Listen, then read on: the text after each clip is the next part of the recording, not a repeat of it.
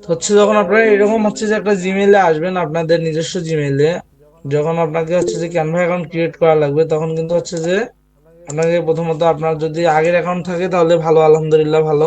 আর না থাকলে যদি আপনি নতুন করে ক্রিয়েট করতে চান তাহলে অবশ্যই আপনাকে আপনার ক্রোম ব্রাউজারে প্রবেশের পর এরকম একটা সেম একটা ড্যাশবোর্ড আসবে। আসার পর দেখা যাবে আপনাকে এখানে সার্চ বারে সার্চ করতে হবে ক্যানভা। ক্যানভা লিখে যদি আপনি সার্চ করেন দেখবেন যে ফার্স্ট পেজে হচ্ছে যে প্রথম সারিতে হচ্ছে যে ক্যানভার হচ্ছে যে হোম পেজের লিঙ্ক আসছে। আসার পরে এই লিঙ্কে ক্লিক করবেন। করার পর হচ্ছে যখন আপনারা হচ্ছে ক্যানভা হচ্ছে যে হোম পেজে প্রবেশ করবেন, প্রবেশ করার পর আপনি অবশ্যই দেখতে পারবেন সাইডে হচ্ছে যে লগ ইন এবং সাইন আপ। তো আমরা যদি হচ্ছে যে লগ ইন করতে চাই সেক্ষেত্রে আমাদের হচ্ছে যে আগের হচ্ছে যে অ্যাকাউন্ট থাকতে হবে। আর যদি আমরা হচ্ছে যে আগের অ্যাকাউন্ট না থাকে আমাদের, তখন আমাদেরকে হচ্ছে সাইন আপ করতে হবে। তো এখন যদি আমি সাইন আপে ক্লিক করি তাহলে দেখেন এরকম একটা ইন্টারফেস চলে আসবে, যেটা হচ্ছে যে continue with Google, continue with Facebook এবং কন্টিনিউ উইথ ইমেইল।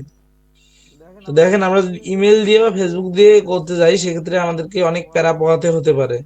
তো সেই জন্য আমরা যেহেতু গুগল ক্রোম ব্রাউজারটাকে ইউজ করতেছি এবং গুগল ক্রোমে আমাদের জিমেইল অ্যাড করা আছে, তো হচ্ছে যে সেহেতু আমরা গুগল ক্রোমটাকে হচ্ছে যে ক্লিক করব। করার পর দেখেন অটোমেটিক্যালি আমাদের হচ্ছে যে এখানে হচ্ছে যে জিমেইলটাকে শো করবে।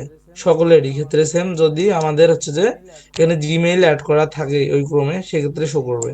তো এই জিমেইলটাতে ক্লিক করার পরপরই হচ্ছে যে আমাদের সামনে আরেকটা ইন্টারফেস নিয়ে আসবে।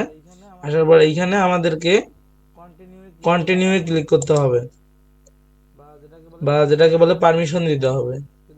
যদি আমরা দিয়ে দিই একটু লোড নেবে, লোড নেওয়ার পর হচ্ছে যে আরেকটা ইন্টারফেস আমাদের মধ্যে শো করবে। তো হচ্ছে এখানে নেটওয়ার্ক জনিত সমস্যার কারণে একটু সময় নিতেছে, আপনাদের কাছে সময় নাও নিতে পারে বা আরো কম সময় নিতে পারে বা আরো বেশি সময়ও নিতে পারে, কারণ এটা নেটওয়ার্কের উপর নির্ভরশীল, কারণ এটা কোনো অ্যাপ্লিকেশন না, এটা হচ্ছে একটা অনলাইন হচ্ছে যে ওয়েব পেজ।